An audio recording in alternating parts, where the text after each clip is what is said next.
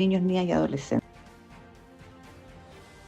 Sí, cabe señalar que a pesar de que en Chile existe la ley de interrupción voluntaria del embarazo en 3 causales, según la coordinadora feminista 8M, esta normativa cubre una cantidad pequeña de abortos en nuestro país, siendo la mayoría realizados en la clandestinidad, calculando que en Chile se llevan a cabo entre 30.000 y 150.000 interrupciones del embarazo bajo estas circunstancias. 9:40, ahora sí tenemos en línea al economista Andrés Solimano. ¿Qué tal, Andrés? Muy buenos días.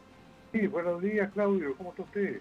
Muy bien Andrés, con ganas de conversar respecto de diversos temas, así que vamos a ir rapidito para aprovechar el tiempo. Sí, En primer lugar, respecto de esta disputa, podríamos decir, que existe ya desde hace un tiempo entre el Ministerio de Hacienda con el Banco Central, el Consejo Fiscal Autónomo, en fin, diversas entidades que se encargan de hacer estas proyecciones respecto del crecimiento del país. Y si bien durante el último tiempo, sobre todo a partir de los datos que conocimos en septiembre, Hacienda reconoció que finalmente no va a poder alcanzar la meta que se había propuesto en un inicio respecto del crecimiento, o por lo menos la proyección inicial.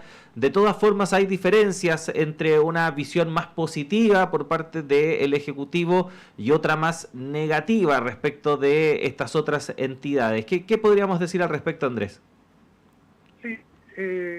Bueno, eh, yo diría que son diferencias en los decimales, ¿no es cierto? Unos proyectan que puede ser 2,2% el crecimiento, 2,1% para el año 2024.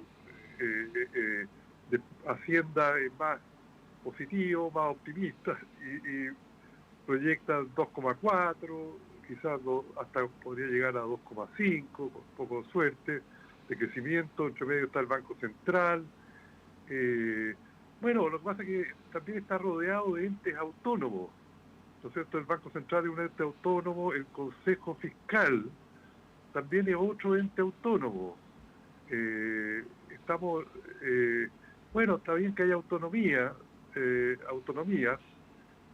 entonces tiene que aceptarse un poco la diversidad de puntos de vista y de proyecciones, pero lo fundamental es que estamos, creo yo, que estamos creciendo lento. No es un estancamiento técnicamente o una recesión, pero crecemos lento. Es un crecimiento que está, el crecimiento mismo, la tasa de variación del PIB está un poco estancada en Chile, pero esto viene de hace bastante tiempo y este gobierno lamentablemente no lo ha podido revertir. Y bueno, entonces las discusiones son si es que crecemos del rango entre 2,1 y 2,4%, pero el hecho sustancial es que es crecimiento lento. Uh-huh. Ahora, Andrés, bueno, se dice que si, por ejemplo, el Ministerio de Hacienda no es optimista, ¿quién lo es, no? En cierta forma, alguien tiene que tratar de Claro. empujar el carro de generar mayor dinamismo a las cosas, pero estamos ante un sector privado que evidentemente tiene muy poco interés en al parecer, dinamizar la cosa. Al contrario, están más preocupados de salvar lo que tienen, sacando los capitales del país, en fin, invirtiendo en otras realidades que potenciar lo que acá existe. Y por otro lado se ve a un ejecutivo que también, más allá de los llamados a realizar inversiones, se muestra bastante estático en esa materia y tampoco toma la iniciativa respecto de invertir, que es como la palabra que más se ha repetido en el último tiempo acerca de necesidades para impulsar el crecimiento. ¿Cómo lo ve usted? Bueno, es que eso tiene toda la razón lo que usted dice, Claudio. Eh, es consecuencia de que Chile, la economía chilena, es una economía altamente privatizada. Es decir, casi entre el 85 y 90% de la inversión total la realiza el sector privado. Por lo tanto, si el sector privado no quiere invertir, el margen que le queda al Estado para invertir es bajo. Igual yo creo que la estrategia del gobierno, del equipo económico, ha sido acercarse al sector privado y convencerlo de que invierta más que hacer una política muy decidida de aumento de la inversión pública. Se ha hecho, pero pero se enfrenta con esta restricción estructural, de que dependemos totalmente del sector privado, y no de cualquier sector privado, sino del sector privado grande, que hace las inversiones. Ahora, el sector privado grande obtiene utilidades récord, porque en el tercer trimestre de este año, comparado con el tercer trimestre del año pasado, aumentaron las utilidades de las empresas del IPSA, de índice de precios de acciones, de las que cotizan en la Bolsa de Comercio de Chile, Santiago y otras ciudades, y de 46%, mientras que el nivel de actividad del tercer trimestre estuvo entre 0,6 y 0,9, dependiendo si era estacionalizado o no, la cifra. Entonces, el sector privado grande, que invierte las cantidades que aparecen en las cuentas nacionales y que hacen diferencia si se crece o no se crece, tiene excelentes utilidades, sobre todo, por ejemplo, los bancos, que SI 63% de aumento en ese trimestre, el Banco Santander, Banco Español, que opera en Chile, 330% de aumento, la CCU 200%, Cencosud 166% de utilidades, todos son aumentos de utilidades, la papelera 73% y así. Entonces tienen utilidades récord, pero escogen o repartir a sus accionistas o sacar la plata fuera de Chile, como usted dice, y eso lo respalda el Banco Central, la cifra del Banco Central. Entonces no invierten. Y el gobierno, o los gobiernos que hemos tenido, se han rendido un poco a esa dominancia absoluta del sector privado y buscan de que convencerlo. El sector privado dice, sí, baje la tasa de interés, no suba los salarios, bajen los impuestos, pide miles de condiciones. Los salarios no son altos en Chile, ni mucho menos, los impuestos tampoco son que estén ahogando la iniciativa privada, pero bueno, siempre hay alguna razón para no invertir. Uh-huh. Pero que dependemos del sector privado grande, crucialmente. Sí, Andrés, y en ese sentido, y haciendo un poco el puente también con otro de los temas que queríamos abordar en este espacio, ¿cómo proyectar esta situación? Porque efectivamente nos enfrentamos a un escenario económico o macroeconómico que es bastante incierto con la llegada de Donald Trump al poder, o no tan incierto, a lo mejor hay más certezas que incertezas, porque ya sabemos cómo operó Donald Trump en su primera administración, e incluso ya hay algunos visos de señales de que esta guerra, entre comillas, económica con China se está reactivando. Por ejemplo, conocimos hace poquito noticias de China, que también al parecer está teniendo una actitud más activa en este sentido, que ha decidido prohibir las exportaciones de minerales críticos a Estados Unidos. Y por su parte, Estados Unidos en la previa a esto ya amenazó a los países que integran las BRICS de aplicar aranceles del 100% en caso de que prospere esta idea que puso sobre la mesa el presidente ruso Vladimir Putin, de empezar a realizar transacciones internacionales en otra moneda que no sea el dólar. ¿Cómo se avisora el panorama, tomando en cuenta que todo da a entender que se vienen más nubes que cielos claros en el horizonte? Claro. A ver, yo creo que el tema de Estados Unidos y la llegada de nuevo del presidente Trump, para un segundo periodo, hay que analizarlo en términos más amplios de una especie de imperio que está en declinación relativa, ¿no es cierto? No es estrictamente un imperio en el sentido de que no es un país con formalmente como eran las definiciones de imperio, con colonia, administración colonial, aunque un país que tiene enorme poderío militar y tiene una gran presencia económica. Piense, Estados Unidos, que hay 750 bases militares norteamericanas en el mundo. Uh-huh. El Departamento de Defensa de Estados Unidos tiene 3 millones de funcionarios, incluyendo el personal militar, 3 millones. El gasto militar de Estados Unidos es 8% del Producto Interno Bruto de su país, versus el promedio mundial, que es alrededor de 2,3.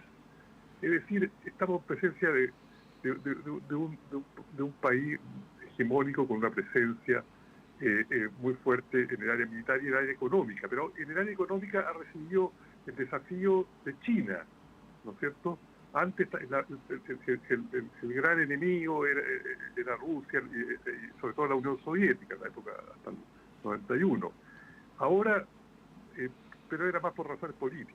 Ahora el desafío más grande es China, pero que ha crecido muy rápido y que entró a desarrollar tecnologías de vanguardia. Entonces, ¿cuál es la estrategia de Estados Unidos? Que se da cuenta que el Producto Interno Bruto de Estados Unidos era 40% del Producto Mundial hace 60 años y hoy día es 27%. O sea, su importancia relativa económica se va también disminuyendo. Es pasar de la estrategia de la globalización que impulsó la década de los 90 hacia adelante a la estrategia del proteccionismo, de la desglobalización, cuyo exponente más claro es la agenda de Trump, ¿no es cierto?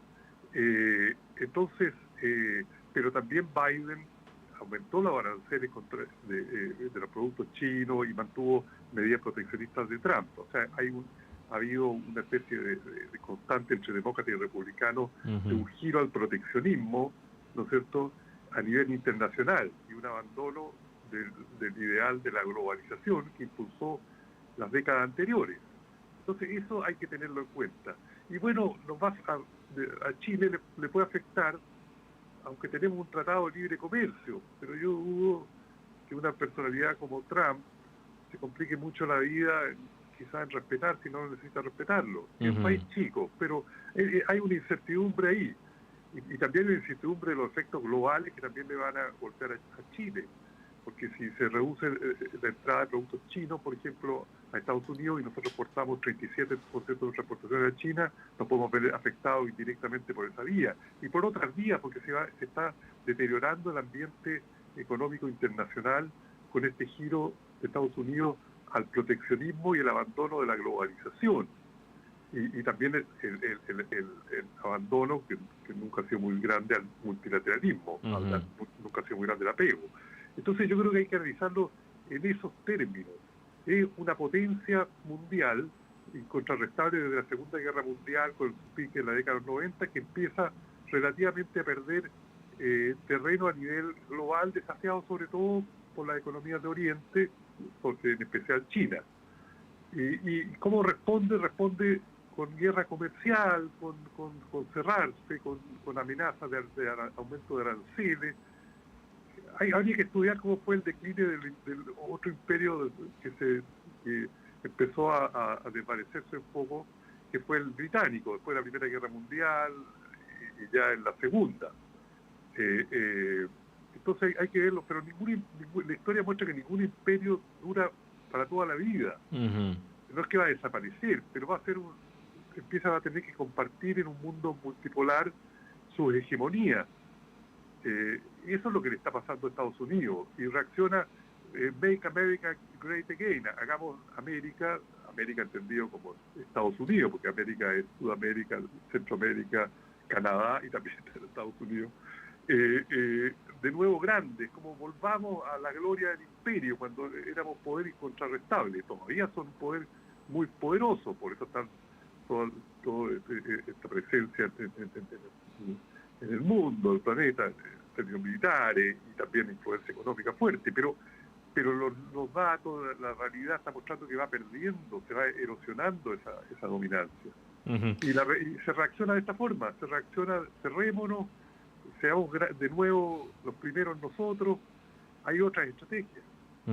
Bueno, sin duda alguna un tema al que hay que hacer seguimiento, Andrés. Lamentablemente se nos acabó el tiempo, pero vamos a estar en futuros contactos profundizando en este y otros asuntos ya de la economía, cerrando ya en nuestro próximo encuentro, Andrés, seguramente lo que va a ser este año 2024, así que ya es como época de balance. Vamos a ver si hacemos alguno en el próximo encuentro. Un abrazo, Andrés, que esté muy bien. Ya, un abrazo, Claudio, muchas gracias y nos vemos en 15 días más. Nos vemos.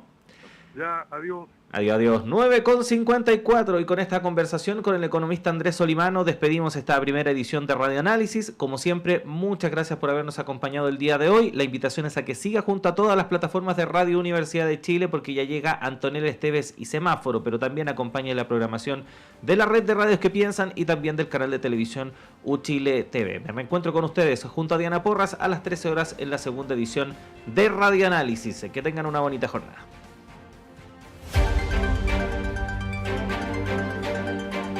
El Departamento de Prensa de Radio Universidad de Chile presentó